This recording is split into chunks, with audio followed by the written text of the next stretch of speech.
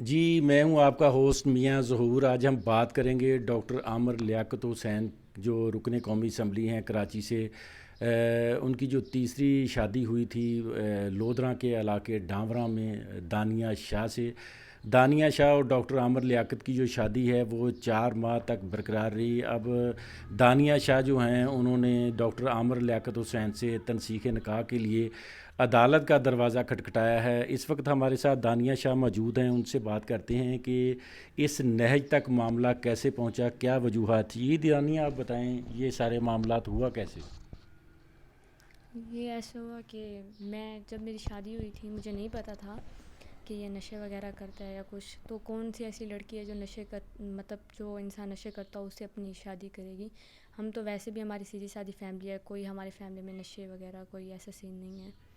تو یہ نشے وغیرہ ہمیں بعد میں پتہ چلا جب یہ کرتا تھا. تو میں نے اس کو بولا کہ تم نشے چھوڑ دو میں آ جاتی ہوں. یہ کہتا ہے میں اپنی پوری دنیا چھوڑ سکتا ہوں کہ میں نشے نہیں چھوڑوں گا. تو کون سی عورت ہے جو نشے بھی خود چلے ایٹ لیسٹ خود کرے کوئی مسئلہ نہیں, لیکن دوسروں کو تو نہیں کروائے نا, دوسروں کی زندگی تو برباد نہیں کرے نا. آپ ظاہر بات ہے آپ دیکھ رہے ہیں میں کروں گی تو میں بچوں گی, دوسرے دن میں مر جاؤں گی. مجھے میری زندگی سے پیار ہے, مجھے بہن بھائیوں سے پیار ہے, اس کو اپنی زندگی سے پیار نہیں ہے تو وہ کرے, اس کی اپنی لائف ہے. لیکن میں تو نہیں برداشت کر سکتی. میں کیا کوئی اتنی عورت کم ہے. عمری میں آپ کے ساتھ ڈاکٹر عامر لیاقت حسین نے کراچی سے لودھراں آ کر شادی کی. تو شادی سے پہلے کیا کیا سہانے خواب تھے جو آپ کو دکھائے گئے پورے نہیں ہوئے؟ اس نے بولا تھا کہ میں گھر دوں گا 11 لاکھ کا, گاڑی دوں گا, اور حق میں ہے 2.5 لاکھ جو کہ نہیں دی, اور گھر وغیرہ گاڑی وغیرہ یہ بھی نہیں دی. بس نام کی تھی. ایک مطلب کہ یوٹیوبر تھا, اس کو کہا تھا کہ میں نے گاڑی دی ہے اس کو, لیکن میرے نام نہیں کروائی, کوئی چیز بھی نہیں کروائی, نہ مجھے دی ہے نہ میں کچھ لے کے آئی ہوں. خالی ہاتھ یہاں سے گئی تھی 2 جوڑوں میں اور خالی ہاتھ ہی آئی ہوں یہاں. بس یہ ہے کہ بہن کا اس نے سامان بولا تھا وہ لے کے آئی تھی. پہلے اس نے مجھ سے لڑائی کی تھی, پھر میں اس کو منا کے صلح صلاح سے پھر میں آئی تھی گھر. اچھا جی, آپ کی جو لڑائی ہے شادی کے کتنے عرصے بعد آپ کی شروع ہو گئی تھی؟ شادی کے دوسرے دن.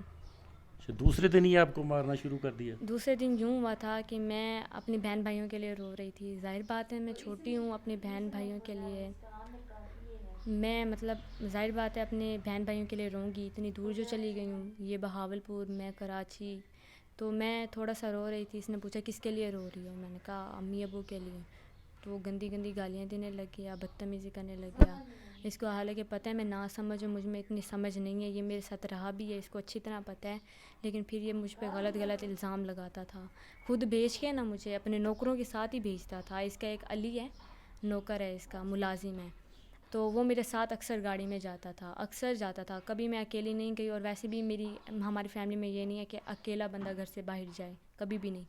یا میرا بھائی میرے ساتھ جائے گا یا میری امی جائے گی میرے ساتھ. ہماری فیملی میں ایسا نہیں ہے کہ کوئی اکیلا جائے, اور بس یہی ہے. اچھا, اس کے نوکر جو آپ کے ساتھ جاتے تھے وہ کیا وجہ, ان کو اعتماد نہیں تھا یا کیا کوئی اور وجہ تھی؟ اصل میں خود بھی ڈرتی تھی. میں پہلے اس کے نوکروں کے ساتھ بھی نہیں جاتی تھی. اس کے نوکر کی ایک بیوی تھی جو ابھی نیوز میں بھی آئی تھی, تو میں نے فرسٹ ٹائم ان کو بلایا تھا, صحیح ہے. تو وہ مجھے سب چیزیں دلانے لے کے گئی تھی, سب چیزیں دلا کے لے کے آئی تھی. پھر اس کے بعد اس نے کہا کہ بھائی میرے اس کے ساتھ چلی جاؤ, نوکر کے ساتھ, ثاقب کے ساتھ, سیکنڈ ڈے. چلو میں نے کہا چلو ٹھیک ہے, پھر میں چلی جاتی ہوں. اس کے اعتماد کے ہوں گے, میں نے تو اس پہ اعتبار کیا تھا نا, میں تو ایسے تو نہیں.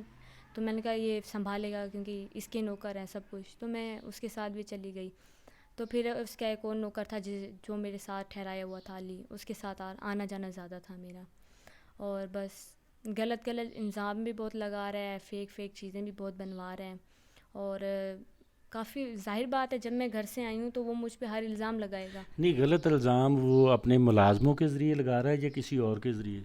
یہ تو میں بتاؤں, یہ اپنی نوکروں کے کہنے پہ بہت چلتا ہے. ایک اس کا فضیل ہے, اس کے کہنے پہ بہت چلتا ہے, اور بھی کافی نوکر ہیں جن کے کہنے پہ یہ بہت ہی زیادہ چلتا ہے, بہت زیادہ چلتا ہے. میری تو کوئی حیثیت ہی نہیں تھی, مجھے ایسے لگتا تھا میں ملازمہ ہوں اور وہ مالک ہے اور میں ملازمہ ہوں. نہیں, نوکروں کی کیا ایسی مجبوری ہے, جو کیا ایسی گدڑ سنگھی ان کے ہاتھ میں ہے, وہ نوکروں کے ہاتھوں ظاہر بات ہے وہ مجبور ہے؟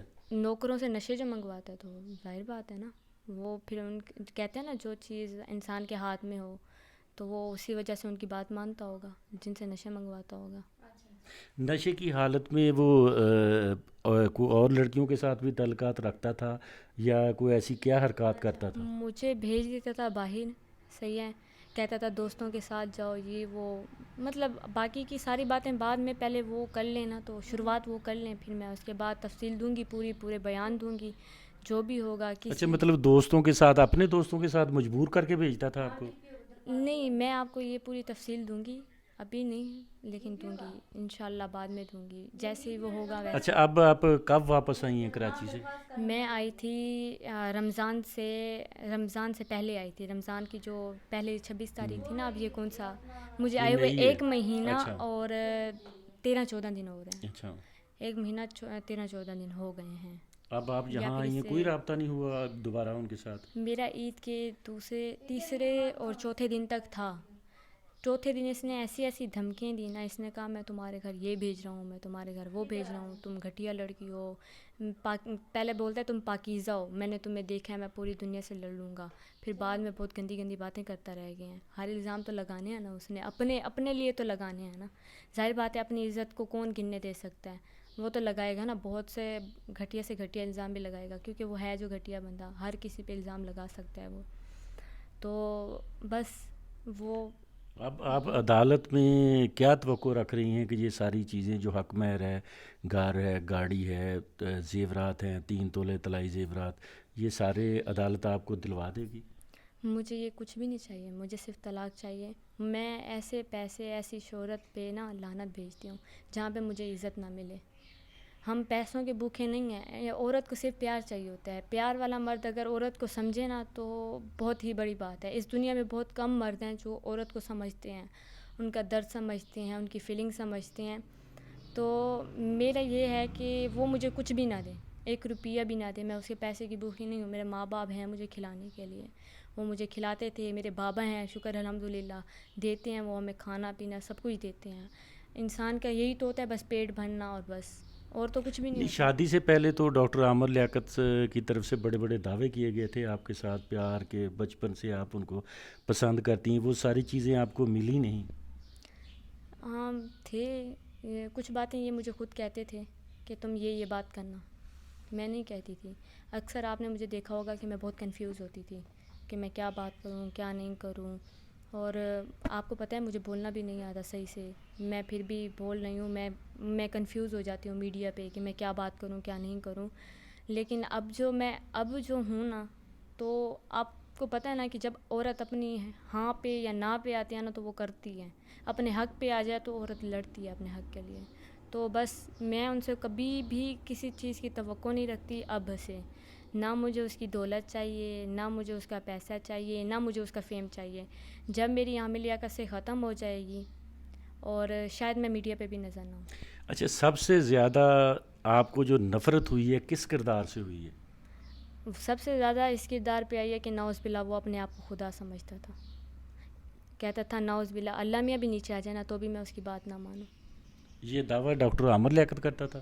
جی، حالانکہ وہ ان کے پاس ہر قسم کا نالج ہے، مطلب ان کے پاس اتنی نالج ہے کہ شاید میں کہتی ہوں کسی کے پاس بھی نہ ہو. لیکن وہ ایسے جب اس بندے کو عورت کی ذات عزت کا بھی نہیں پتہ تو اس انسان کے پاس کیسے نالج ہوگی؟ وہ قرآن پاک کیسے پڑھا ہوا ہوگا؟ میں تو یہ کہتی ہوں. چلو ہم لوگ نہیں پڑھے، ہم غربت میں تھے، چھوٹے بچے تھے، ہم ہوتا ہے نا ہماری لائف میں، ہم گھر میں پلے ہیں، ہم شریف لوگ ہیں، ہم نانوں کے گھر ادھر ادھر پلتے رہ گئے ہیں، تو ہمیں ان چیزوں کا آئیڈیا نہیں ہے. وہ بڑے لوگ ہیں، وہ کرتے ہوں گے جو بھی کرتے ہوں گے، نشے وغیرہ. مجھے نہ نشے کا نام آتا ہے. اکثر لوگوں نے پوچھا وہ کون سا نشہ کرتا ہے، لیکن ہے میرے پاس ویڈیو ہے، ثبوت ہیں، سب کچھ ہے. لیکن مجھے کسی چیز کا نام نہیں آتا. بس 2 چیزوں کا آتا، وہ جو پیتا تھا، شواز اور ووٹ کا، پتہ نہیں جو بھی ہوتا. اچھا، مختلف ٹی وی چینل تو بڑا مذہبی اسکالر بن کے بیٹھتا تھا، لوگوں کو مسئلے مسائل بتاتے تھے، بڑی دینی باتیں کرتے تھے. ان کی عملی زندگی میں وہ ساری چیزیں آپ کو نظر آئیں؟ نہیں، میں جب سے میری شادی ہو کے گئی ہے نا، میں نے اس کو بولا ہے میں نے نماز پڑھنی ہے. کہتا ہے کہ میں نا تمہیں نماز پڑھاؤں گا، صرف 2 رکعتیں پڑھنی ہوتی ہیں، نماز یہ ہوتی ہے. میں نے کہا اچھا وہی پڑھا دیں. پھر لڑتا تھا مجھ سے، نماز بھی نہیں پڑھتا تھا جب سے میں گئی ہوں. باقی کی تفصیل تو میں دوں گی، سب چیزیں دوں گی، لیکن ابھی کے لیے اتنا بہت ہے. اور بس باقی بعد میں. جی ہمارے ساتھ تھی ڈاکٹر عامر لیاقت کی تیسری وائف دانیہ شاہ، جنہوں نے حیرت انگیز جو انکشافات ہیں وہ کیے ہیں آپ کے سامنے. مزید جو چیزیں ہیں وہ وقت کے ساتھ ساتھ ہم آپ کے سامنے لے کے آتے رہیں گے. آپ تمام دوست میرے یوٹیوب چینل میاں ظہور آفیشیل کے نام سے جو یوٹیوب چینل ہے اس کے ساتھ جڑے رہیں، تاکہ ڈاکٹر عامر لیاقت اور دانیہ شاہ کے بارے میں، ان کی علیحدگی کے بارے میں، ان کا جو کیس اب چل رہا ہے، ٹرائل ہے، دعویٰ دائر کیا ہے انہوں نے عدالت بہاولپور میں، تو اس کے متعلق جتنی بھی چیزیں اپڈیٹ ہیں وہ آپ تک پہنچتی رہیں گی. دانیہ شاہ اور ان کی فیملی کو ڈاکٹر عامر لیاقت کی طرف سے سنگین نتائج کی جو دھمکیاں مل رہی ہیں، ان کے لیے انہوں نے مطالبہ کیا ہے وزیر اعلیٰ پنجاب سے، آر پی او ملتان اور آر پی او بہاولپور سے کہ فوری طور پر ہمیں تحفظ فراہم کیا جائے، ہماری جان کو خطرہ ہے. جی.